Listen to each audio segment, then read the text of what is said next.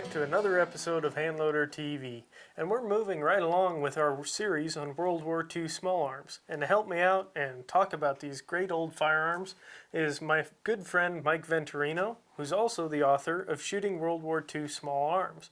So in my eyes, he's a mentor, he's a great friend, and he's extremely knowledgeable when it comes to these firearms. Thank you. And so we got a pretty neat and often talked about rifle here, right? Yes, it's a British #5 Jungle Carbine. That's the nickname, Jungle Carbine. I'm sure it served in the jungle, but it's interesting that the British had a Polish parachute brigade, and they armed their Poles with these too. I don't know if they were carrying them when they dropped into Arnhem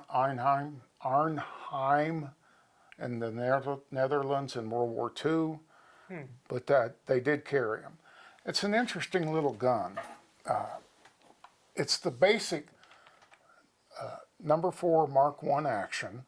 It's got a really nice rear sight on it, adjustable for elevation, finely adjustable. The front sight can be drifted for windage. It's got a 10-round box magazine. Can be loaded either as a loaded magazine put in the gun, or it can be loaded from the top with stripper clips. Of course, it's 303 British. They fired a 174 grain bullet at about 2,400 feet per second from a full-length rifle. With this one, it got down around 2,200 feet per second with a short barrel. This barrel actually is a little shorter. This is a flash hider, so that muzzle flash in a jungle environment in the darkness wouldn't show. They're really a nice gun. They've been counterfeited a lot, but you can tell when they're real. They'll have a hollow bolt handle like that. They were to reduce weight. But for some strange reason, the British put this double butt plate on it. And that's hard rubber there. And all they did was make it kick harder with that. Less surface area on your shoulder there. Yeah. The steel butt plate would have been just fine, but they put that on for some reason that I don't understand. That is interesting. They often say that this is a inaccurate rifle because it has a wandering zero. They say you can zero it in, shoot it, come back in a week, shoot it again, it won't be shooting in the same spot. This one doesn't seem to wander for me. I haven't shot it in quite a while, but when I did shoot it for that book, it stayed in the same spot. I don't know if that's luck or just as with so many things, rumors get started and they don't mean anything. Yeah, that's the truth, isn't it? I shoot this with my standard 303 British loads, 174 grain bullet whenever I can get them, or 180 grain bullet, a soft nose bullet, hunting bullet. Okay. And my standard load is about 40 grains of a fast burning powder, medium fast burning powder, Varget 4064, IMR 4895. I don't get real picky about it. Whatever I load generally seems to shoot the same. Okay. Interesting. And so I remember when we were talking about the sniper rifles, this little band here, I noticed this rifle has that band too. Is that for swapping out the stock? Just swapping out the stocks. When the man was issued his rifle, they measured him, and these stocks came in 3 lengths, and whatever heat suited his arms or his length of pull, that's what they put on there. And then they messed it up by putting that butt plate on there. They didn't put this butt plate on their rifles. I don't know why this carbine got lucky. Huh. That is interesting. So that feature there of fitting the stock to the soldier wasn't exclusive to the sniper rifles, but it was also on the carbines and probably the regular infantry rifles. Oh. Really? Very interesting. That's kind of neat. A little funny story I can tell about British 303s. When I was growing up in the 60s, they were everywhere. You couldn't go in a gun store that didn't have British 303s of one sort or another. And a lot of them had wire wrapped around their forearms. Just heavy wire, really tightly wrapped. And I thought, what kind of army has to wrap their guns with wire to keep them together? It took many years to discover that those were the ones converted for firing not hand grenades, but rifle grenades. And they reinforced it because stocks would break from the recoil of the grenade, and that's what they were. You still see them once in a while at gun shows. Once in a while, yeah. Oh, that is interesting. That's a good thing to point out too. For sure. If you see one with wire on it, don't think it's a piece of junk. It's probably a good rifle. Probably a good rifle. Just launched a few grenades. Well, on that note, anything further you'd like to add before we take this rifle to the range? No, just treat them good, clean them well. What can you do? Just take care of them. Right. All right. Well, let's hit the range with this guy. You bet. So we got the British No. 5 carbine benched in, targets at 100 yards, and Mike's spotting for me. What do you say, Mike? Ready? Go for it. All right, here we go. We'll see what this handy little rifle can do.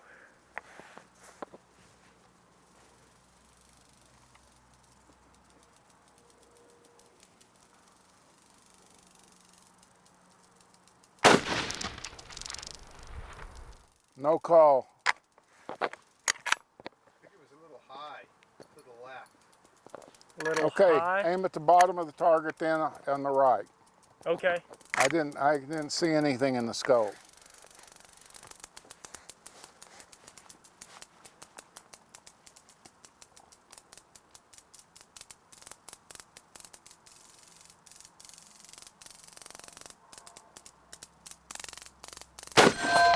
Okay, that's high left, about 2 inches in from the edge. Okay. See if I can walk that down a little bit. Don't want to go off the edge.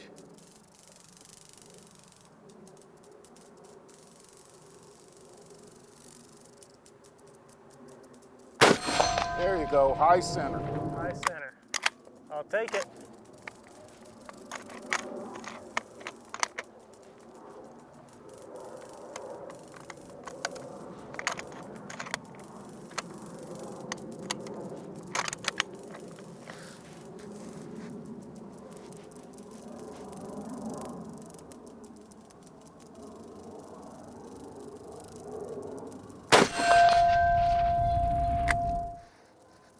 That's back to the left.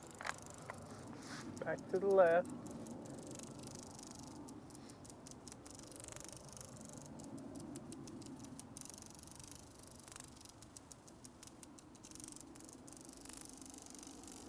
That's in between.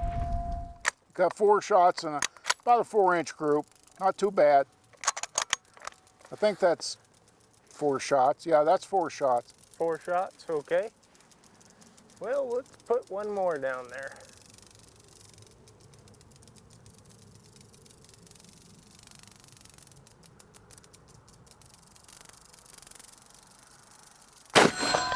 That one's high out of the group. Shoot another one. You got another one in there, I think. Yeah, I got one more here. See if I can't redeem myself on that one.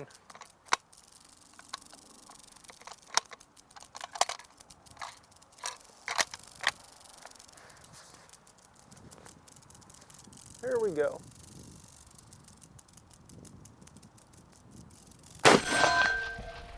Okay.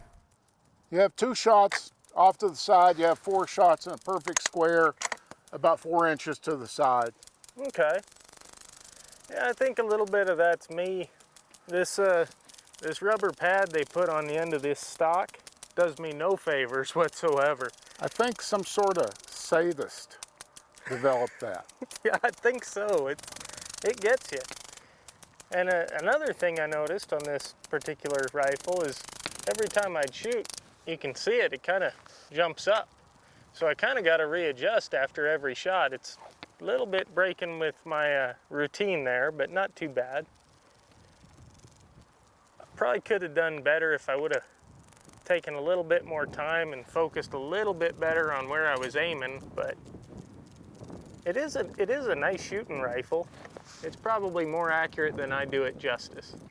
So we're back from the range now after shooting all the various different carbines.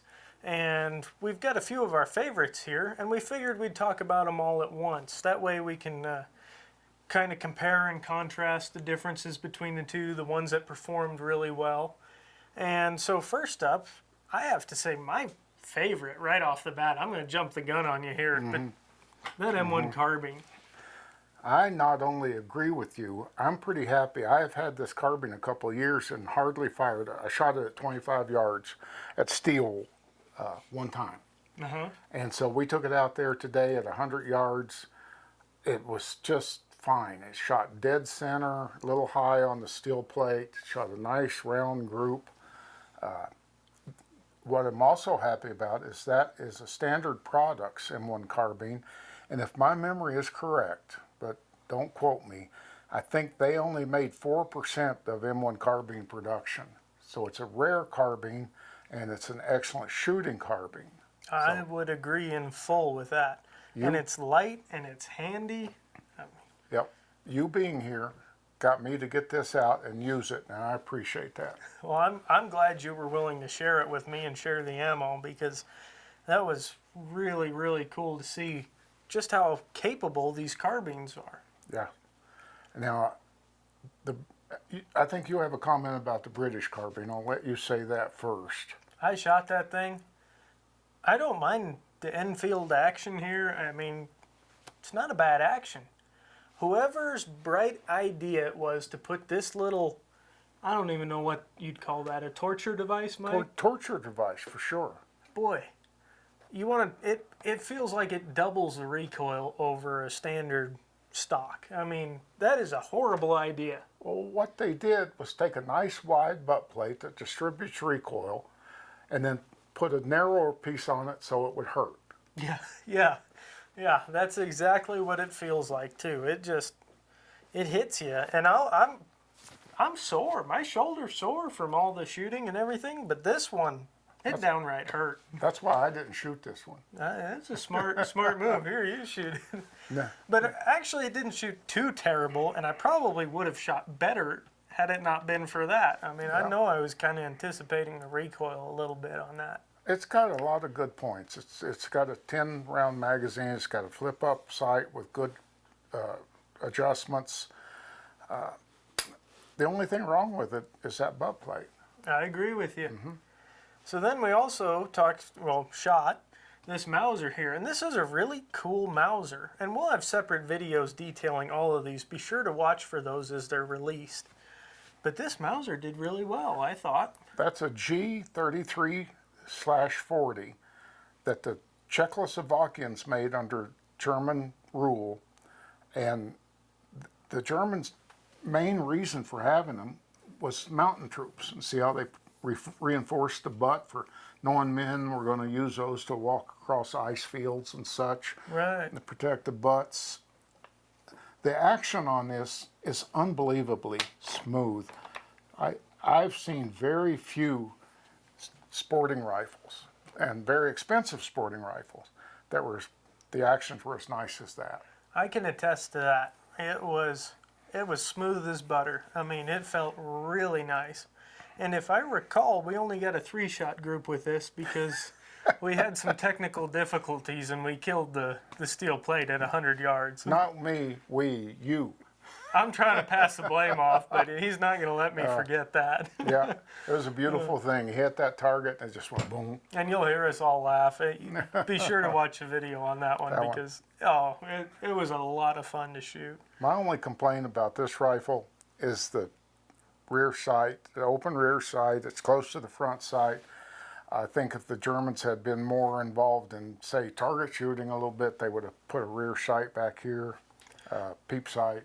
But that was something, I'm glad you mentioned that, because that's kind of something to go back to the British and the other carbines we've shot and talked about and have separate videos on, is the British one has a nice long sight radius, But that was kind of, if I recall, the Mosin had a real short sight radius as well. Yes. The Japanese also. And the Japanese also. And interestingly, we got pretty poor performance out of both of those, if I recall. Both. We shot a Mosin model 38.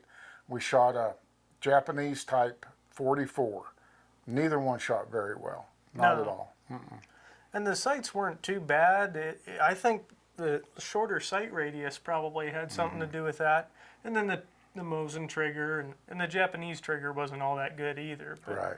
they're both a lot of fun to shoot and very interesting to get to compare and contrast and kind of see the weapons that were used around the world. I'd like to wrap up by saying I've read that on some of the Pacific Islands, the Japanese love to infiltrate at night, and Marines loved to have an M1 carbine in the foxhole with them because they had 15 rounds before they had to load it again. Yeah, I can believe that. Out of all of them, I think that's a clear winner. Of the carbines, yeah, of the carbines, most definitely. And we only scratched the surface with information on each of these rifles. Again, we'll have videos on them, but if you really want to learn more about these rifles, and you need to check out Mike Venturino's book, Shooting World War II Small Arms. He's got his loads in there for these rifles, which we shot a lot of. He's got all kinds of numbers and manufacturing and when and where and all kinds of information. So be sure to check that out. It goes a lot more in depth than we can do in these videos. And lastly, I'd like to thank you for opening up your vault here and showing us these firearms and talking with me about them. I'd like to thank you for bringing your enthusiasm to my house. Anytime. I had so much fun. And I hope you guys can see that in the video. This was just, it was two guys getting together, talking about rifles they love, and I'm learning all about them. And it was just so much fun. So I really appreciate it. I also need to thank Ted Tompkins, our official gopher. He was running around like crazy, painting targets, getting us food, whatever we needed, ammunition. He kept us shooting. And I really appreciate that. So special thanks to Ted. And Chris Downs, he's the videographer and photographer. He's behind the scenes. You don't get to see him, but he does all the awesome camera angles, and he's filming us now as we speak. And then lastly, a special thanks to Don Polachek, the owner of Wolf Publishing, who made this trip and everything here all possible. So, I thank Don too. He's been a good boss to me. me too. And he don't pay me to say that. So with that said, thank you so much for watching. If you like this video, don't forget to give us a thumbs up and let us know. And don't forget to subscribe and hit the bell icon so you're notified when we post our next video. And as always, if you have any questions or comments, be sure to leave them in the comment section below. I do my best to answer every one of those. And I will see you guys in the next episode.